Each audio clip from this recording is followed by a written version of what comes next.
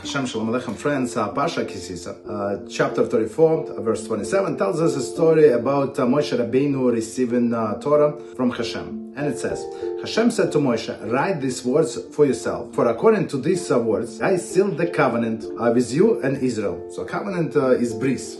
Okay. And come our sages in the Talmud Nedarim 22a and tell us something very, very interesting. So they say our pasuk hints at Bris Milah, circumcision, is equal to all mitzvos of the Torah. Circumcision equal to all mitzvos of the Torah. How is it possible? So, and they see, look, our pasuk says, for according to these words, I have sealed covenant. Covenant again is Bris. So these words refers to all words of the Torah, and the covenant refers to Bris Milah. So thus pasuk equating the milah, so meaning like a circumcision, to the all mitzvahs of the Torah. And we know that usually Torah prescribes the punishment for a person who transgresses negative commandments. We have a negative and positive commandment. There are only few exceptions when Torah spells out punishment for a person not perform the positive commandments, and circumcision is one of them. Meaning a person who does not do a circumcision is his soul is getting cut from the nation of Israel. Meaning